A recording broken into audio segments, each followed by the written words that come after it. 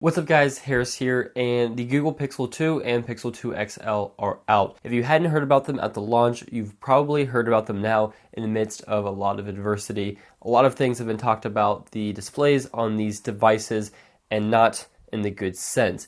However, we're going to put those aside for just a couple minutes at least, and in this video I'm going to tell you 10 things you should know and consider before buying either of these two devices. Alright, so starting out with number one, finally, this has water resistance. Last year I did a water test with the Google Pixel and it kind of survived, but I also kind of had to tear it apart in order to fix it after it didn't really survive. This year we won't have that. Both these devices are IP67 water certified. If you want to know exactly what that means and to see some real life shots of this underwater, I'll leave a link down below, and as well as on screen you can check out my water test for these devices, but they can handle water. And that's great. Storage. So both these guys have 4 gigs of RAM. That's standard in both models, and they both come in 64 and 128 gig variants.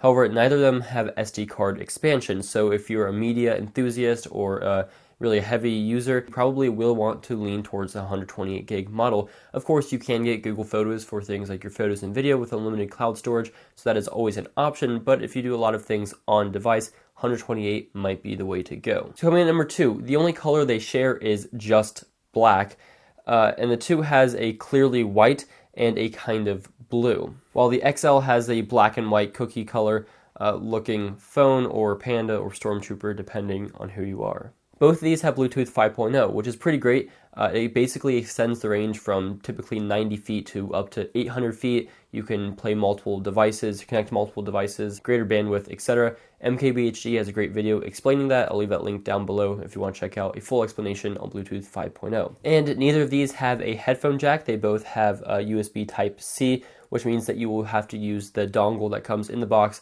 and is $9 to buy separately in order to listen to headphones and audio wired. However, both have front-facing speakers that sound pretty good, so there is a good alternative to listening things if you're not with other people to bother them with your speakers. In terms of cameras, they have identical cameras. You're not really going to be missing out on one thing or the other. They both have optical image stabilization. They both have the depth effect, the portrait mode, and people have been really talking about that. They are great cameras. So if you want a great camera in a smartphone, you don't have to choose between these two devices in terms of the camera. Just get one of them. Screens. So the biggest difference, literally physically, would be the screens. So the big one has a 6-inch POLED display. It's big, it's nice, it's high resolution, while the smaller one has a 1080p display.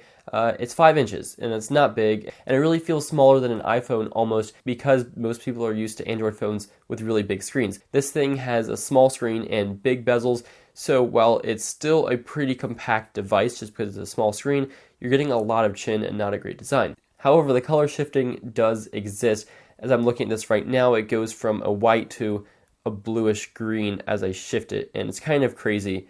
It's really crazy. It's up to you whether that bothers you or not. I think the average person, or maybe even less than average, I don't think this will bother them. But for the Pixel peepers, the people that really care about this investment, I think that will be an issue. And something to take note, the screen does shift color. Keep that in mind. Freebies. So if you order this within the promotional period, you get a free Google Home Mini, a $50 value. So nice to keep that in mind. Software. Both of these have Android 8.0 Oreo with updates coming and 3 years of guaranteed security updates. So if you're an Android junkie and you love vanilla Android, these are phones to get, and they have the latest and greatest from Android, and that's a big deal. Battery. 2700 milliamp hours versus 3520 milliamp hours. That's a big difference, over 25% bigger, and that's probably going to be affecting in day-to-day use. I haven't been using both of these enough to determine yet, but battery life on this guy is pretty solid, and this isn't bad, but it's not as standout as the XL is. So if you're a battery fiend, this is for you, the XL.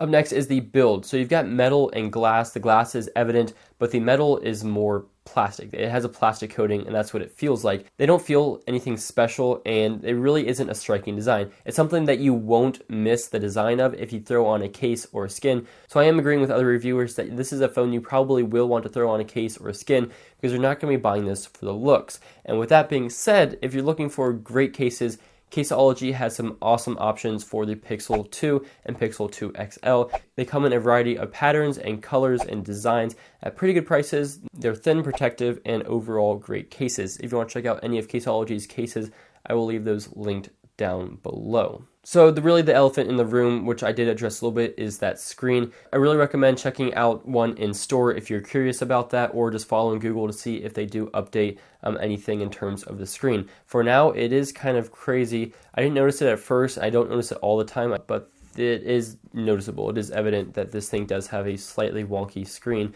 Some people, Danny Winget, will not have it. He is extremely frustrated with it.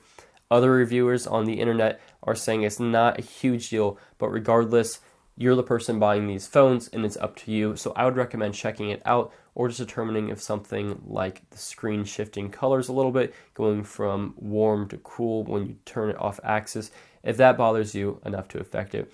But that is up to you. You're the buyer. You can vote with your wallet, as always. Never forget that.